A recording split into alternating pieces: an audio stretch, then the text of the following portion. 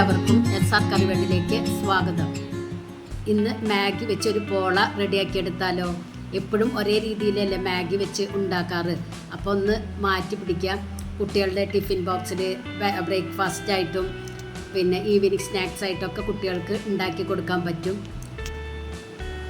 അടിപൊളി മാഗി പോളയാണ്. എല്ലാവരും ട്രൈ ചെയ്ത് നോക്കി ഫീഡ്ബാക്ക് ഒന്ന് അറിയിക്കാം. ഇപ്പോൾ റെസിപ്പിയിലേക്ക് പോയാലോ. അതിനായി അര സബോളയും ഒരു പച്ചമുളകും എടുത്തിട്ടുണ്ട്.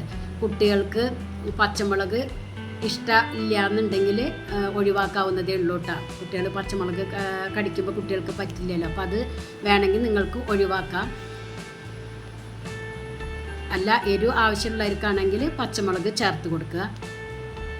ഇനി ഈ കട്ട് ചെയ്തത് ഒരു ബൗളിലേക്ക് മാറ്റി കൊടുക്കാം. കുറച്ച് മല്ലിയില ചെറുതായി കട്ട് ചെയ്തതും ഇട്ട് കൊടുക്കുക. ഇനി വേണ്ടത് 4 കോഴിമുട്ടയാണ്. അത് ഇതിലേക്ക് പൊട്ടിച്ചൊഴിക്കണം.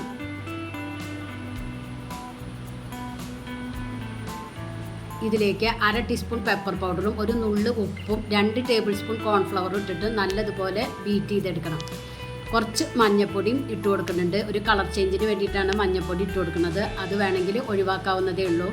മഞ്ഞൾപ്പൊടി ഇട്ട് കൊടുക്കുമ്പോൾ കുറച്ച് കാണാൻ നല്ല ഭംഗി ഉണ്ടായിരിക്കും. ഇനി വേണ്ടത് മാഗിയാണ്, നൂഡിൽസ്. ഇനി ആദ്യം നമുക്ക് നൂഡിൽസ് വേവിച്ചെടുക്കണം. അതിനായിട്ട് കുറച്ച് വെള്ളം സ്റ്റൗവിൽ വെച്ച് കൊടുക്കുക. അത് തിളച്ച് വരുമ്പോൾ അതിലേക്ക് മാഗിയുടെ മസാല ഇട്ട് കൊടുക്കണം. ഇനി ഇതിലേക്ക് മാഗി ഇട്ടിട്ടൊന്ന് വേവിച്ചെടുക്കണം.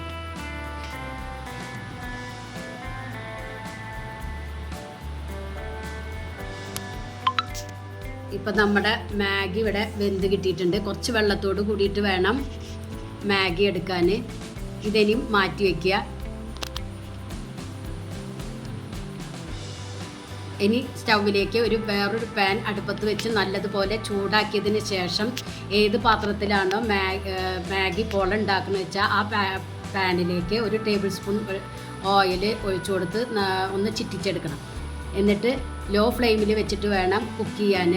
ഇതിലേക്ക് എഗ്ഗിൻ്റെ മിക്സ് പകുതി ഒഴിച്ചു കൊടുക്കണം. എന്നിട്ട് 1 മിനിറ്റ് നേരം ഒന്ന് മൂടി വെച്ച് കൊടുക്കാം. എന്നിട്ട് വേണം ഇതിൻ്റെ മുകളിൽ ഉണ്ടാക്കി വെച്ച മാഗി ഇട്ട് കൊടുക്കാൻ.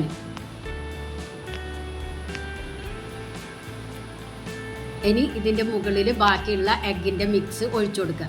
മാഗി കവർ ചെയ്യുന്ന വിധത്തിൽ വേണം ഒഴിച്ചു കൊടുക്കാൻ.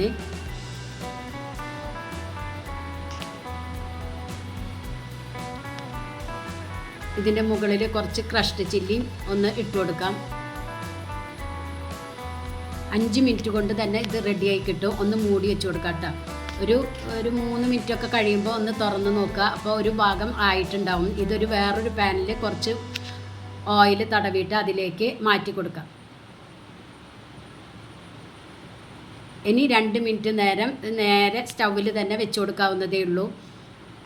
അടിയിലത്തെ പാൻ മാറ്റി കൊടുക്കാം കേട്ടോ. ഇപ്പോൾ ഇവിടെ മാഗി പോള റെഡി ആയിട്ടുണ്ട്. ഇതൊരു വേറൊരു പാത്രത്തിലേക്ക് തട്ടി കൊടുക്കാം.